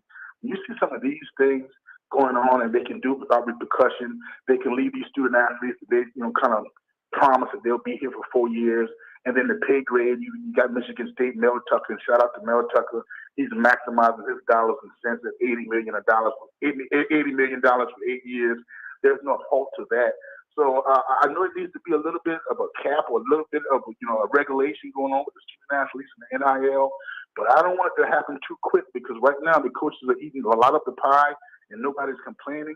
But the minute a player starts to do those type of things, there's a lot of uproar. So I'm pro player, but I don't want it to be so much to where you're affecting the balance of competitiveness. And Joe, one thing that always stands out to me is, you got to have former players to be in a position to be back on campus in some capacity to kind of help these young boys because, they don't understand that when money starts changing hands, now you talk about taxes, now you're talking about you're potentially an employee. How much do you think us being former players, and it don't got to be us in general, maybe it could be guys that's, been to these schools, a lot, have been away from the game as long as us, but how much do you think former players, because we can tell them the truth, and obviously we can say things to them because we've done it that maybe the NIL people can't say or are afraid to say?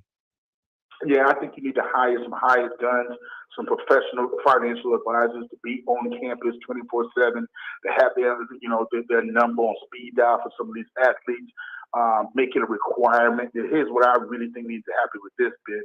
Make it a requirement that if you're ever thinking about having an NIL deal, if you're ever thinking about, signing an endorsement or doing some of those things, run it by that financial advisor, run it by, compliance, run it by some people that you think has your best interest in mind. And along with that, hire some former players, hire some players that, could win in the National Football League and all of a sudden blew $40,000 or blew their first bonus check. You don't know where it's at right now. It's almost like flushing money down the toilet because of material things.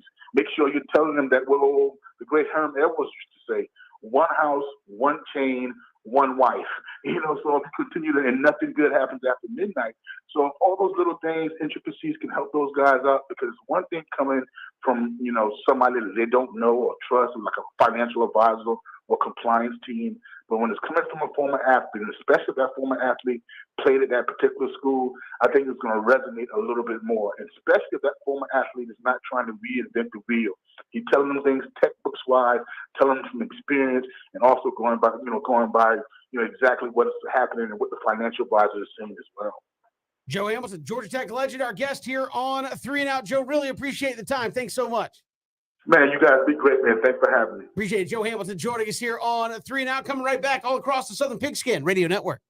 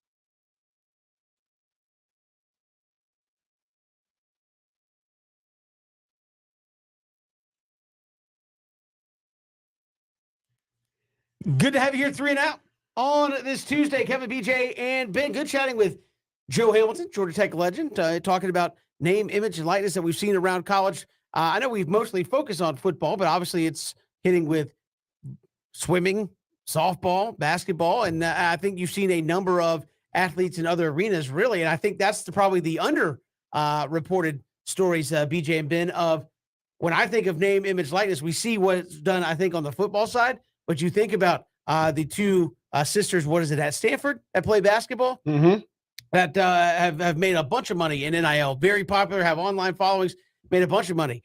The young lady who's a gymnast at Auburn made a bunch of money. And again, I think when you see those, you think, oh, that makes sense.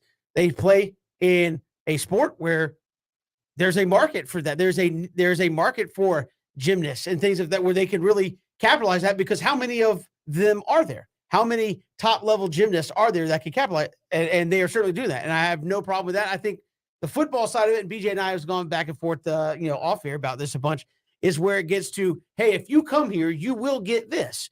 Well, that used to be the scholarship. Now it's in the form of and I'll put NIL in quotation marks, because I think when you make blanket statements like, if you're an offensive lineman, you will get this. I don't know if that's necessarily NIL as it is a way to skirt the rules of you're an employee at that point. I mean, and again, maybe we're talking semantics, but I think the NIL stuff is continuing to evolve. And again, if the NCAA doesn't at least say something like, let me ask you what I asked Joe. I don't know where it's going to go. I mean, that's what happens. We were talking about this yesterday.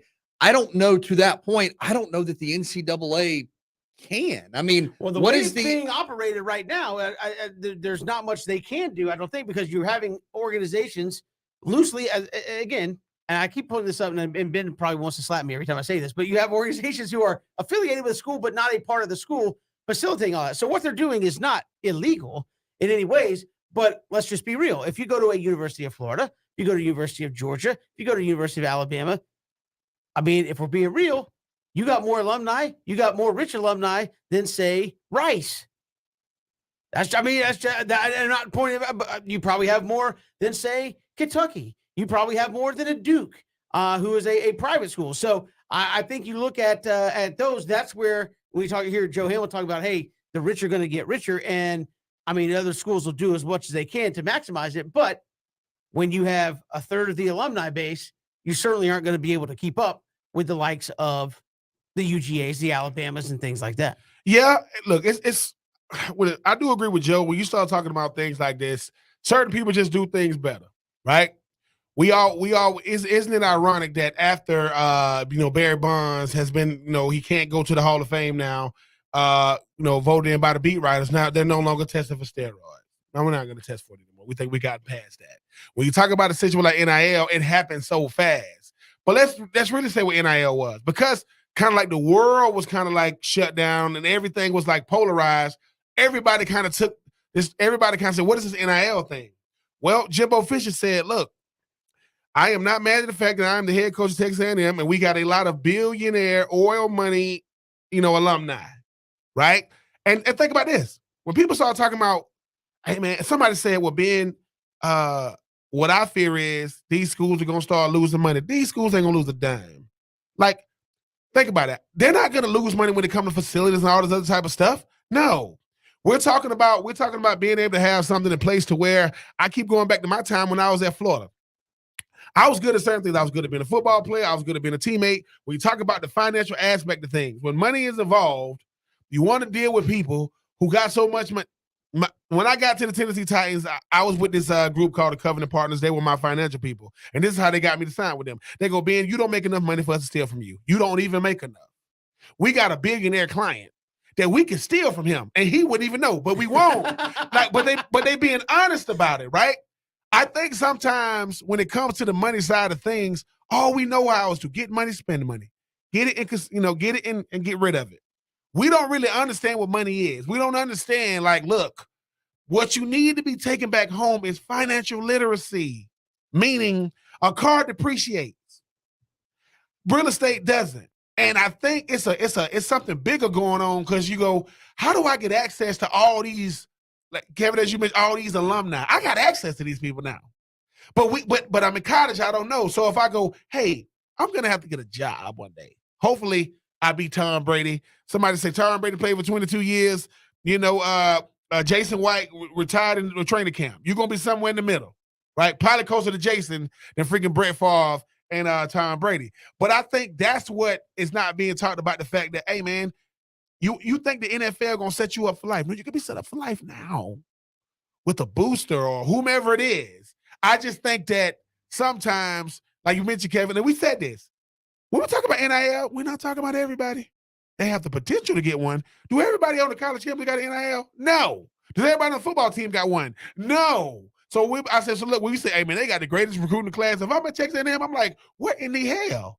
You just gave them all this and you don't even know how they're going to pan out. And I have literally won games. I beat Alabama. So I'm telling y'all, it is going to be that rift. But I think NIL has to think more of how do we help everybody first and then potentially try to start breaking down some of these deals. Yeah, we've got a lot more to get to here on 3 and Out, including letting you know how you can get involved in our Valentine's Day giveaway. We'll get to that next here on 3 and Out on the Southern Pigskin Radio Network.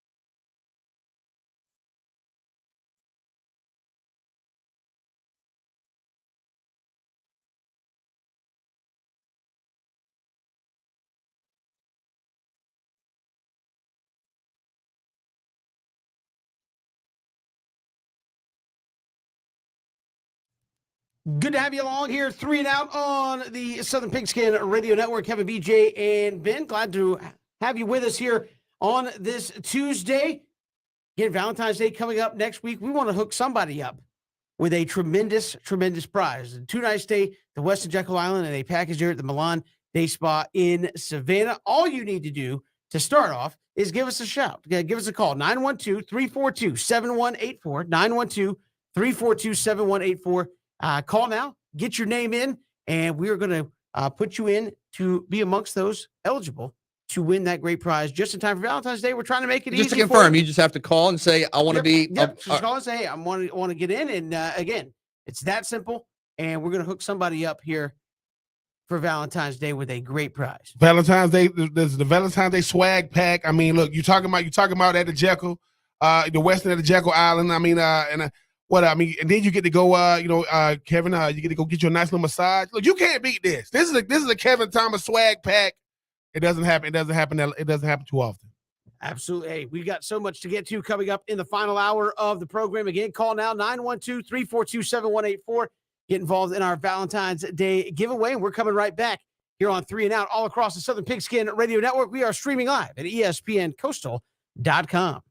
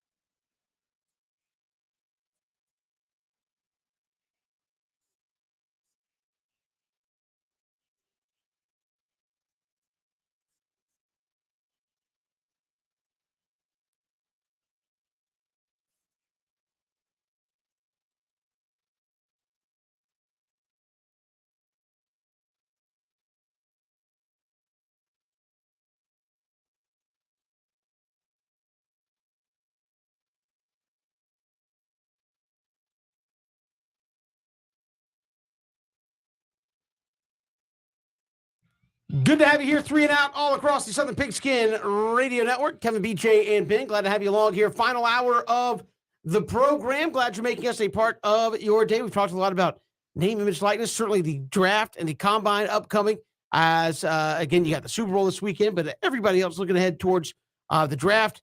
How do you evaluate some of these guys climbing and falling? Again, Ben, you had Aiden Hutchinson, nowhere to be seen for a lot of the year, has a big game against Ohio State. All of a sudden, he could be the number 1 pick. Now he's back at number 8. I'm sure in the coming weeks, he'll move all over the place. What changes in your estimation over the next 2 months that guys will be jumping up and around all over the place in some of these evaluations? Kevin, we're gonna see a lot more of them. And I think what happens is, obviously, we're very, very biased because of our region of the country when you talk about SEC and ACC. But I think sometimes when you think about some of these guys is, maybe we'll go and start looking at some of these guys' tape a little bit and be able to go and evaluate. But Kevin, let's just call it what it really is.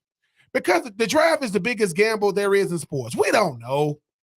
We're hoping that the team you root for picks the guy that pans out, and we're hoping that the teams you don't root for pick a guy that doesn't pan out. You just don't know, because at the end of the day, they're supposed to be number 1, they're supposed to be number 2, and all these different things. Look, if everybody panned out in the draft, you wouldn't need other drafts. You need guys to not pan out.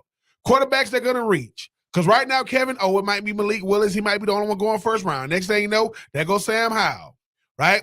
Next thing you know, I mean, you talk about other guys that can sneak in there. That go Kenny Pickett. Because I think you got to look the current NFL has a lot to do with the current draft. So when you look at the Joe Burrow effect, hey man, that's what a quarterback can do for us. You look at a big corner like Jalen Ramsey. So you're gonna get a Derek Stingley Jr. You're gonna get a Sauce Gardner and those guys. So I would say, Kevin, the reason why they rise and fall because we need intrigue. We don't want to keep saying the same storylines every single week. Whatever your favorite, I will say this: the draft is the greatest soap opera there is in sports because guys did nothing to drop. I give you Cam Newton. When Cam Newton came out, dude, I don't know if it's the offense, I don't know if it's this, I don't know if it's that. Well, he won every game in the SEC. He won the Heisman, and he gave you 1,500 yards rushing and 3,000 yards passing, over 50 touchdowns.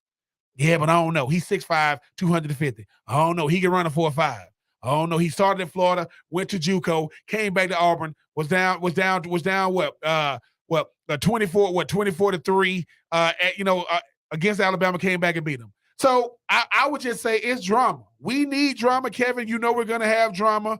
Right now, only one quarterback is supposed to go first round. By the time the thing is over, it's going to be 5, 6. Right. And ain't nobody going to. And I will say this, though. The quarterback is easy because they're the headliners, right? Malik Willis seemed to be the headliner. Kenny Pickett, I don't know what else he can do for what he just did for Pitt. You talk about Sam Howell, what he's done his last 3 years for UNC. I don't believe a word of it. I believe when it's all said and done, the only position that's not going to go first round is probably running back because I ain't heard from none of them. So they already fallen, and they ain't did nothing to do it. But, yes, Kevin, it's the draft. It's drama. It's sensationalized media. It's what we do. And, again, I think it's certainly for teams, they have a big board that nobody else really takes a look at. Obviously, it's just all the mock draft. Well, here's what I think is going to happen. And, again, those are completely – if there are 32 – 32 teams, there are 32 different big boards and how they view players and evaluate. You're like, why did you like? Well, when they had a chance to see him, they like this guy. But Ben, did you ever get an opportunity to? I know they keep those things pretty locked down. Did you ever have an opportunity to be around a draft room or have an idea of what your team was doing big board wise? I wasn't around them when they was doing it, but after my first year, Marcus Robinson, who was he played for the Titans, he was a player personnel guy. He kind of told me what goes into it, and he said it's crazy. Because you got to think, Kevin, a lot goes into this. We have a company. We have an organization known as, Team X in the NFL. We're saying, all right, if we go with quarterback, that could potentially be the face of the franchise. So is everybody in agreement? You're going to get some yeses, you're going to get some nos. All right, if we're going to get a left tackle, is he going to be there for the next 10 years? You're going to get some yeses, you're going to get some nos. Now, because these are the 3 safest positions. Quarterback, left tackle, defensive end. Now, when you start saying cornerback, does he fit into the defense? Tight end. What in the world? Because I asked him, I said, man, when your guys got me, he said, well, do we have a first round grade on you? Like, you didn't. But he said this. This is what people don't know. He said, dude, you had 0 red flags away from the field. He said, you know how many guys, they fit on the field. But, dude, they got a track record in college.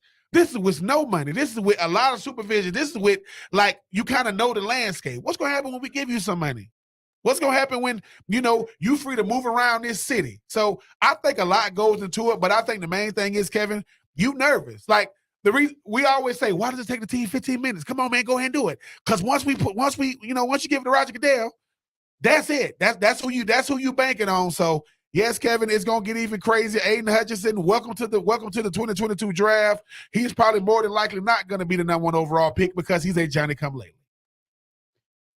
Yeah, again, it changes so much week to week, virtually seeming on nothing, right? Other than, I heard this. Well, it doesn't have anything to do. I mean, again, by the time you draft, none of these guys will have played a game of football in months. At the end of this whole thing, BJ, it's kind of odd when you talk about how the evaluation changed. Like, I could see changing your evaluation on guys after you've seen them for a week at the Senior Bowl. Maybe I make a minor change based on how I interview a guy or how a guy does slightly at the combine, but how much is my big board actually going to change if I'm inside that team? Yeah, it feels like there's more volatility than there should be. And of course, not in these rooms. I mean, a variety of factors, but I think Ben, you used the phrase earlier in the show that it makes you a little bit nervous when all of a sudden there's a guy that was not, a part of the projections or a part of the conversations for the top 10 or the top 15. And then all of a sudden, boom, suddenly he's there. And maybe there's a little hesitation with that. I get some of that.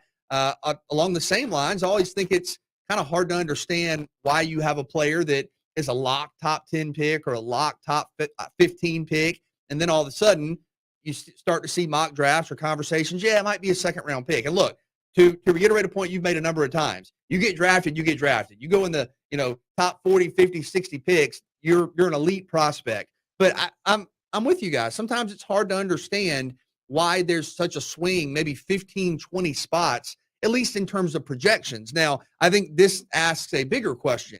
Do we know as much as we think we know with the mock drafts? Like, I think all of us who follow this look at it and go, yeah, in some form or fashion, it's going to be Neal, Hutchinson, Thibodeau, Hamilton. That's going to be the top. But are we 100% certain that inside the decision makers' offices, that is what's going to happen? So I think sometimes there's kind of a reflection of changing information where maybe the more access, the more information there is, pundits and analysts start to share that. I think some of it is momentum based too. I mean, we've all seen prospects that for whatever reason, you start to get a little more positive pub. Maybe people go back and take a second look at your tape. Maybe, Kevin, like you said, a Senior Bowl workout or an interview, and that turns into, hey, you go from being a mid-second round pick to a mid-first round pick. I mean, I understand that. I get all that. But I do think it's very fascinating to think about the fluctuations of the projections when, to your point, by the time we get to the draft, nobody will have played football in months. Yeah, but think about this too. I mean, we were all golfers. Hey, Kevin, man, what you want the Masters dinner to be? You know what you like to eat, but now I'm picking it for everybody. Like, everybody got to eat it. It's like we have access to all the players. Yeah, all of them. It's one thing to say, hey, man, you got access to this number of players. I got access to all of them. Aiden Hutchinson, he good, but I got access to all of them. Yeah. Even them Georgia boys. Yeah. Alabama guy. That's what it really be. It's not.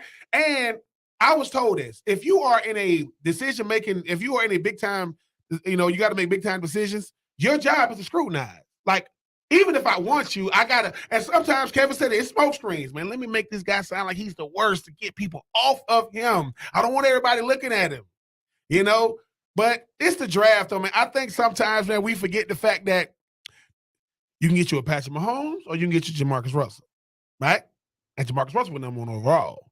So that's why it's so screwed, because everything they love about you is heightened when you do well. But when you don't pan out, man, when I told you you got little hands, man, that stuff comes back to bite you. I told you, it's like coaches. The same reason why they hire you going to be the same reason why they fire you. And I love his energy. Then when you get fired, you're too loud. See? You never how to calm down. So I'm just telling y'all. Exactly. So I just will say, welcome to the welcome to the draft, and welcome to scrutiny like you've never seen before. A lot of these guys' confidence could be potentially dashed before people thought that Myles Garrett wasn't going to pan out. How did that work out? When I'm on overall, I'm telling you, sometimes you got to be patient, but I'm rooting for every last kid, every last young man coming out, and I hope you go as high as you hope to go. And sometimes it's just nonsense floated out there pre-draft. What do you think the smoke screen? I mean, yeah. If I have the number 2 pick and I think I can protect and I think I can protect that by floating out some nonsense, like, oh man, we really like this guy, and maybe making the value of my pick better, or maybe throwing off people thinking, man, I thought they were going to go here, but it sounds like they really might go this way. Oh no, my guy's still there, and so I'm going to take. I think there's a lot of gamesmanship that goes with what's leaked. Hey, talk to a team source and say they really like this guy. I'm talking, he's like number 1 on their big board. Are they going to draft him? Nope. Not going to do it. Just floating it out there to get people nervous. It's strategy. Why wouldn't you do it? It's strategy. And if you number 2 though, you saying, look, man, I wouldn't go with that. I mean, and then you hope you don't get. And I wonder if that's the case with the quarterbacks, because right, for the longest time, and Ben, you've talked about this. Oh man, this isn't a great quarterback class. Well, we've heard pundits who have said they're going to be 5 guys in the first round. So I don't know how you compare a great quarterback class versus a good quarterback class versus a, whatever you want to say. But at the end of the day, quarterbacks are going to go high in the first round. Like they are. And these guys are good. This group of quarterbacks, Pickett, Willis, Howell, Corral, these are really good quarterbacks. They're going to go in the first round. But remember, for the longest time, at least at the start of some of the pre-draft conversations, it was, well, maybe you only see 1 or 2 quarterbacks. Not happening. You're going to see 5. I mean, you're going to see at least 5 go in the first round. It's recycled speech. At the end of the day, let's face it. Some of the stuff we ain't never seen or heard from these players before. We heard somebody say something. He's not that good. Where you play at? I don't know.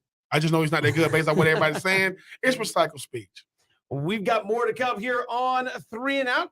You missed it earlier. We'll hear from Ian Cummings talking about the NFL draft upcoming. We'll hear from him. A lot of great stuff there in that conversation. Stick with us. Hit us up on Twitter at Pigskin Radio. We're streaming live at ESPNCoastal.com and on YouTube at ESPN Coastal.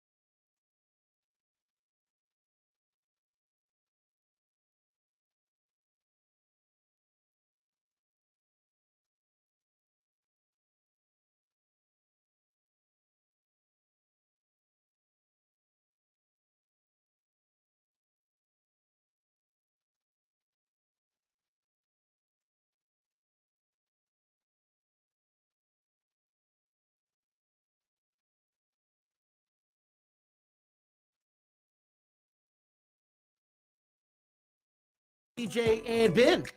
Super Bowl coming up on Sunday. The NFL draft right around the corner as well. Everybody else looking ahead to that draft, not named the Bengals and the Rams. Joining us here from Pro Football Network, Ian Cummings joins us here on 3 and Out. Ian, welcome to the show. How are you?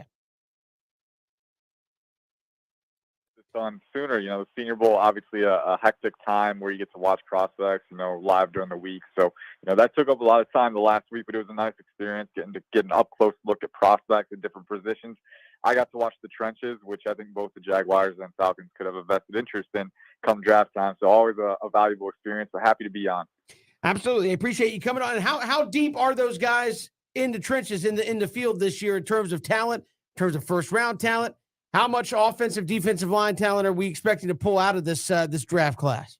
I'll tell you what, man, it's a special defensive line class. And I think that was visible at the Senior Bowl. I mean, seeing the amount of talent, I think throughout the entire week, you could say that the defensive line pretty much had the offensive line's number. There were a few nice reps from the offensive linemen for sure, but you could tell the talent, it's definitely the talent pool is deeper on the defensive side of the ball. You look at guys like, the headliners at the very top, Kayvon Thibodeau, Aiden Hutchinson, David Ajabo was a very good player this year, George Karlaftis. But even going down the line, guys like Jermaine Johnson, Boye Mafe had a dominant showing in the Senior Bowl. You got guys like Mikey Sanders, Arnold Ebiketie, Kingsley Enagbare. The list goes on. There's over a dozen edge rushers that could be in contention for a day 2 pick. And I think they're worth it. It's a very talented class with a lot of different flavors. Going to the interior line, too. I mean, there's guys, you got DeMarvin Leal, kind of that versatile guy who could go edge or 3-tech. You got Travis Jones and Jordan Davis, both guys who, if you're looking for a nose tackle who can 2-gap in those odd fronts, they got the ability there. But then Perrion Winfrey, he was the Senior Bowl MVP.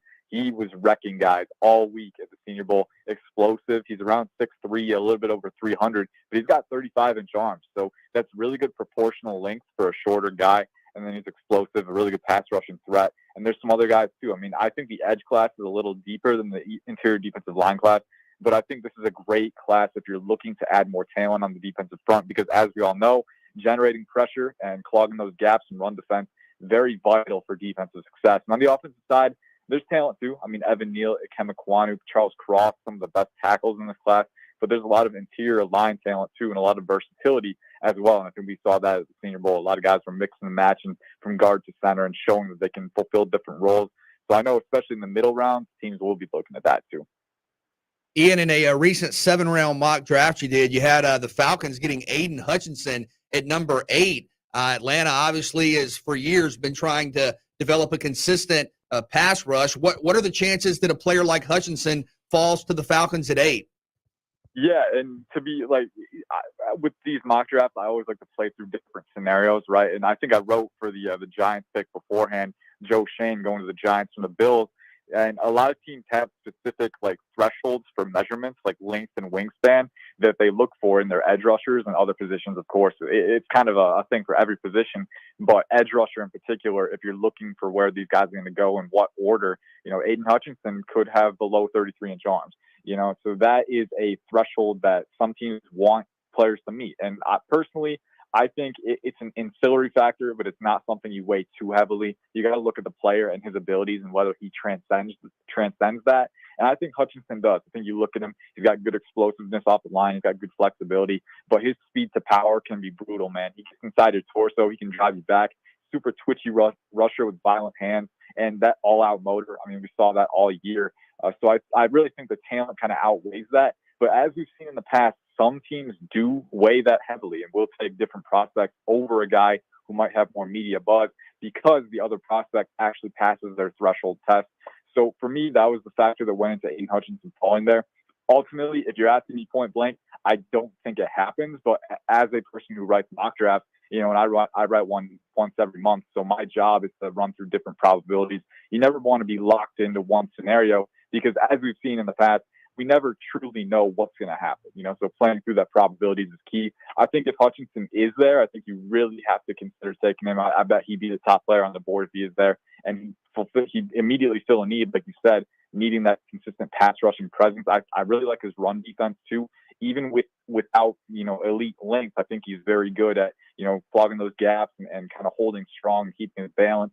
But if he's not there, I do think there's other options as well. And some of those guys kind of lingered around that position in the mock draft. I think David Ajabo, if he's there, could be a guy. I think Jermaine Johnson, after his dominant Senior Bowl showing, he could be a guy who rises into the top 15. Top 10 might be a little rich for him, but, never say never. Clellan Ferrell went number 4 overall. No one expected that. So, teams think about these things differently. And so if you're doing these mock drafts, you have to be open to different outcomes.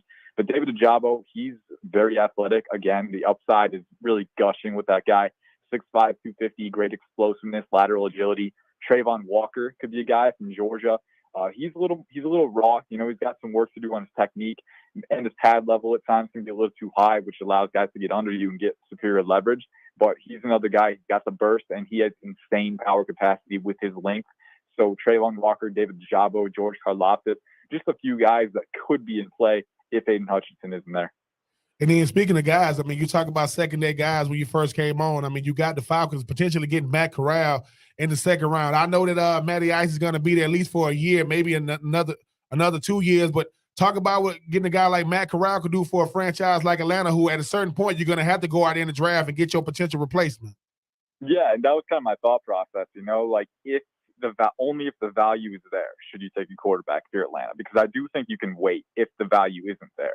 I think especially next year, that class, you never want to jump the gun and say a class is guaranteed to be better. But looking at CJ Stroud and Bryce Young coming next year, those guys are both very good. And having studied their game a little bit preemptively, I can say that they could be QB1 in this class if they came out this year. Obviously, they weren't eligible, but just the comparative exercise, those guys are really good. So if you have an eye to the future, if you think you can, withstand another year with Matt Ryan, just kind of ride him out and then get one of those guys next year, don't feel like you have to force it in this class. But if a guy like Matt Corral falls in round 2, then you're getting a guy with that upside at quarterback to potentially take the reins from Matt Ryan for a lesser cost. And for me, that opportunity cost analysis is kind of what played into that. I think if you're Atlanta, and I think if you're Matt Corral, I should say, looking at the Senior Bowl, the 5 of the 6 guys that were at the Senior Bowl could be first-round quarterbacks. We're looking at Kenny Pickett, Malik Willis, who had an outstanding week,